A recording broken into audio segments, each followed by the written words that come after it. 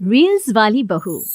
प्रज्ञा को रील्स बनाने का बड़ा ही क्रेज है और वो दिन भर रील्स बनाती रहती है।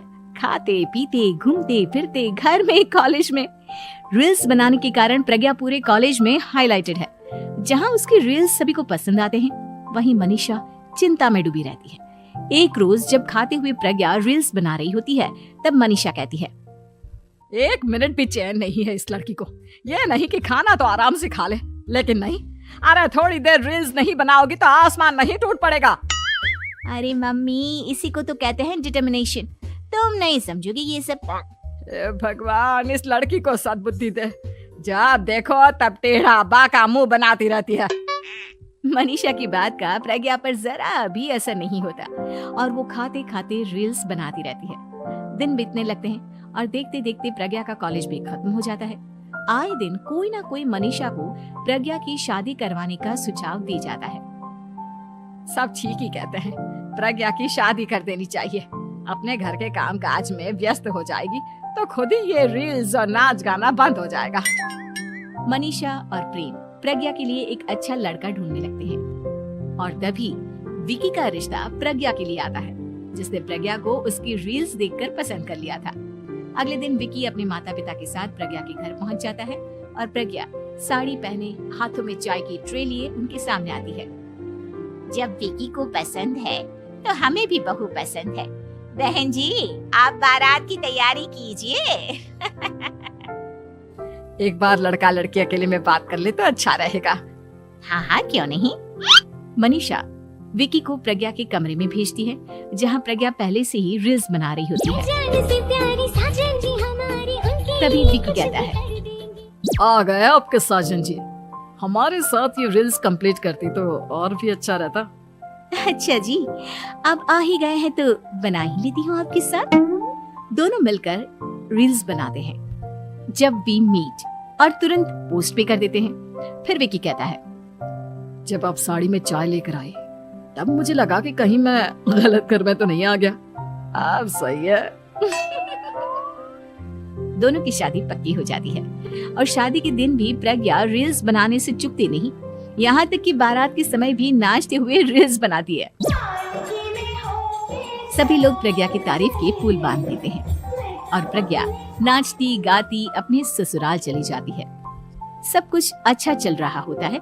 प्रज्ञा यहाँ भी दिन भर हर चीज की रील्स बनाती रहती है। लेकिन कुछ दिनों के बाद जब सुनीता कहती है, बहू, ये रील्स के साथ साथ कुछ काम भी कर लिया करो। वैसे तुझे और क्या क्या बनाना आता है?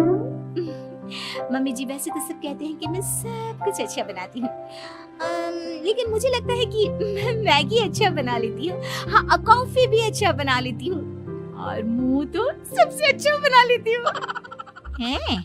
अच्छा अच्छा।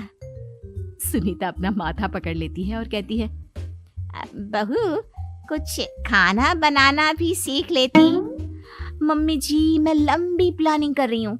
जल्दी ही मैं इतनी फेमस हो जाऊंगी कि मुझे पैसे मिलने लगेंगे। हम दोनों सास बहू राज करेंगे, राज नौकर काम करेंगे और लोगों की तो लाइन लगेगी हमसे मिलने के लिए। तेरा दिमाग खराब हो गया है क्या बहू? हंसी मजाक तक ठीक है, लेकिन इस तरह घर नहीं चलते। जितना जल्दी हो इस घर के तौर तरीकों को सीख लो।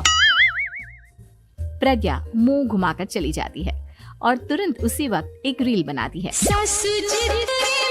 ये देख सुनीता का गुस्सा 7वें आसमान पर चला जाता है और विक्की के घर आती ही सुनीता उसे सब कुछ बताती है। विक्की भी अब प्रज्ञा की इन हरकतों से परेशान हो जाता है। तुम टेंशन मत लो मम्मा, मैं देख लूंगा। विक्की कमरे में जाता है तो देखता है कि प्रज्ञा रील्स बना रही है। विक्की बड़े ही प्यार से प्रज्ञा से कहता है, प्रज्ञा, इन सब के लिए मैं तुम्हें मना नहीं कर रहा हूँ, लेकिन फिर भी हर वक्त तो ये अच्छा नहीं लगता ना। समझने की कोशिश करो, मुझे भी तुम्हारा थोड़ा वक्त चाहिए। मैं जब ऑफिस से आता हूँ तो मुझे समय देने की जगह इसी में लगे रहते हो। तुम ज्यादा ही सोच रहे हो। तुम भी मेरे साथ रील्स बनाओ ना, तुम्हें भी बहुत अच्छा लगेगा। तुम्हें इज्जत से कोई बात समझ में नहीं आती क्या? दिमाग खराब हो गया है तुम्हारा इस चकाचौंध से। अगर तुमने अपना रवैया नहीं बदला तो मैं तुमसे दूर चला जाऊंगा। तुम ही रिश्ता लेकर आए थे, मुझे लड़कों की कमी नहीं थी और ना आज है। विकी दरवाजा पटक कर चला जाता है। धीरे धीरे विकी प्रज्ञा से दूर होता जाता है। एक रोज मनीषा प्रज्ञा के ससुराल उससे मिलने जाती है। तब सुनीता उससे कहती है, बहन जी, अब आई हैं तो कुछ दिन यहाँ रहकर जाइएगा, आप ही का घर है। हाँ मम्मी, बहुत दिन हो गए तुम्हारे साथ एक भी रील नहीं बनाई मैंने। प्रज्ञा तुरंत अपने फोन में रील्स ऑन कर लेती है। मेरी माँ के बराबर ये सब मुझसे नहीं होगा। तेरा ये भूत अभी तक नहीं उतरा क्या? बहन जी आप कुछ कहती नहीं क्या इसे? जब आप ही कुछ नहीं कर पाई तो मैं कर ही क्या सकती हूँ, सास तो वैसी ही बदनाम है। शाम को घर की लाइट चली जाती है और मनीषा प्रज्ञा से कहती है, मेरे घुटनों में बहुत दर्द हो रहा है, तू लाइट का कुछ इंतजाम करना बेटा। अच्छा कैंडल जला देती हूँ मम्मा। प्रज्ञा गाते हुए कैंडल जलाती है और खिड़की के पर्दे के पास रख देती है। मनीषा जिसे बहुत दर्द हो रहा है वो सो जाती है और प्रज्ञा हमेशा की तरह अपने रील्स में लग जाती है। उधर कैंडल की वजह से पर्दा आग पकड़ लेता है और मनीषा के कमरे में आग लग जाती है। बचाओ, कोई है, बचाओ। सभी भागते हैं और विकी कमरे की आग बुझाने में लग जाता है, लेकिन तब तक मनीषा आधी जल चुकी थी। मनीषा की हालत देख प्रज्ञा रोने लगती है। विकी मनीषा को तुरंत हॉस्पिटल ले जाता है और उसे एडमिट कराता है। विकी प्रज्ञा से कहता है, देख लिया ना, तुम्हारे इस नाच गाने की वजह से आज तुम्हारी माँ की जान जाते जाते रह गई। अब पता नहीं तुम और क्या चाहती हो। उधर डॉक्टर कहते हैं, इनकी हालत बहुत नाजुक है, आधे से ज्यादा जल चुकी है। प्रज्ञा रोती हुई मंदिर में जाती है और भगवान के आगे जाकर कहती है, भगवान मेरी माँ को ठीक कर दो, मैं कसम खाती हूँ हाथ से ये रील्स बनाना छोड़ दूंगी, बस मुझे मेरी माँ वापस मिल जाए। 2 दिन बीत जाते हैं और मनीषा खतरे से बाहर आ जाती है। पेशेंट अब ठीक है, आप लोग उनसे मिल सकते हो। सब कोई मनीषा से मिलता है और प्रज्ञा सबके सामने अपना फोन तोड़ देती है। मुझे माफ कर दो मम्मा, मैंने तुम लोगों की बातों को नजरअंदाज किया। बेटा कोई भी चीज जरूरत से ज्यादा खराब है।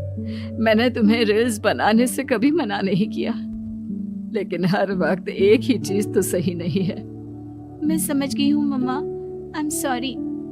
प्रज्ञा उस दिन से रील्स बनाना छोड़ देती है और पूरी